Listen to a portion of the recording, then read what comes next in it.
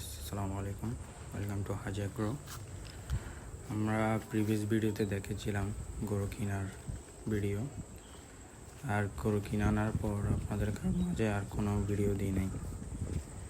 আমরা আজকে ফার্মের উদ্দেশ্যে রওনা হয়েছিলাম।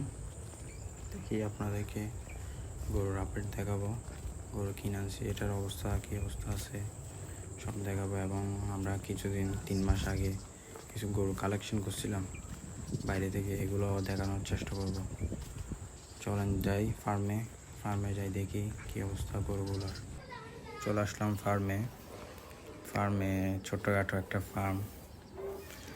ঢুকে দেখতেছেন আমাদের এই আপনার নেপালি গিরটা, এটা আপনার 3টা একসাথে কিনা হয়েছিল কুমিল্লা থেকে। এটা একটা, তার মাঝে আর এটা হচ্ছে আপনারা শর্টসে দেখাইছিলাম ইদানিংয়ের মধ্যে কিনা গরুটার আর কি। এটা হচ্ছে আপনার এখনও দাঁতে নেই গরুটা, আমার দেখে ভালো লাগছিল সেই জন্য আমি এটা কিনছিলাম আর কি। আর এটা হচ্ছে ইদানিং কিনা, কয়েকদিন আগে কিনা হয়েছিল গরুটা। 2 দাঁতের একটা গরু এটাও আপনার কুমিল্লা থেকে কিনা। এটা আপনার নেপালি গির জাতের। পাশেরটাও কুমিল্লা থেকে কিনা। এটা আপনার এটাও 2 দাঁতের। আর ওই বড় সাহেবাল যেটা দেখতেছেন, এটা আমাদের অলমোস্ট 1.5 বছর মতো পালা। যখন এটা মিল্ক ছিল তখন থেকেই পালা, এখন বর্তমানে 4 দাঁতের আছে আর কি। এগুলো সবগুলো এখন 2 দাঁতের, মানে আপনার নেপালিটা আর সাহেবালটা। বড়টা শুধু আপনার 4 দাঁতের হয়েছে বর্তমানে।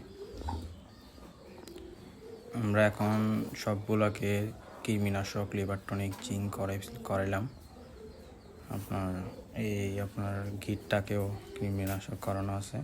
শুধু এটাকে কৃমিনাশক করা নেই, কারণ এটা 1 সপ্তাহ খানিক পর আমরা করাবো কৃমি। এটাকেও কৃমিনাশক, লিভার টনিক করা আছে। দেখি ইনশাল্লাহ এগুলো আপনার 2024 সালের জন্য রেডি করতেছি আমরা। এটাকেও 26 সালের জন্য রেডি করতেছি। আপনারা বলবেন গরুগুলার দেখতে কেমন, কমেন্টস করে জানাবেন। এই গরুটা আমরা যা যা করে সব ভিডিওর মধ্যে দেখাবো, একটা ভিডিও করে দেখাবো। আমরা এগুলাকে আপনার কৃমি হিসাবে বোলাস করেছিলাম সবগুলাকে। খালি ইদানিং আনা এটা গরু, এটা বাদে এগুলাকে আমরা কৃমি হিসাবে বোলাস দিয়েছিলাম।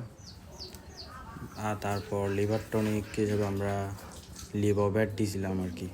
আপনার যেটা লিকুইড ফর্ম, এটা লিকুইড ফর্ম আপনার লিভার টনিক গরু খাইতে চায় না, সে কারণ আমরা ভাবতেছি এখন যেটাকে আমরা করাবো সেটাকে আমরা ইঞ্জেকশন ফর্মটা করাবো।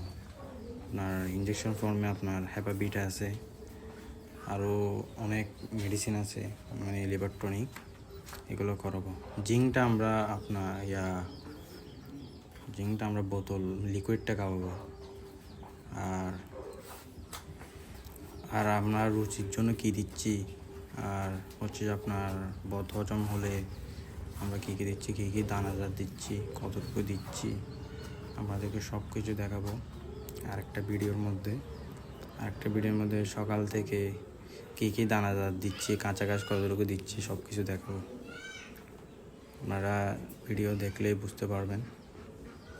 আমরা যে দানাদারগুলো দিচ্ছি সেই দানাদারগুলোর মধ্যে দেখতেছি ভালো ওয়েট গেইন করতেছে। আপনাদেরকে সেই দানাদার আপনার রেশিও দেওয়ার চেষ্টা করবো একটা। আর হচ্ছে আমরা খাবারে কতটা আইটেম আর খাবার সোডা দিতে হবে খাবারে সবসময়, যাতে আপনার হজম যাতে না হয় আর কি। আমরা এই গরুগুলোকে সবগুলোকে এখন দানাদার খাবার দিচ্ছি। আমরা বডি ঠিক রাখার জন্য এগুলোকে দানাদার দিচ্ছি হচ্ছে আপনার 1% বডি ওয়েটের উপর। আর মাংস বাড়ার জন্য আরও 500 গ্রাম দানাদার বাড়া দিচ্ছি আর কি।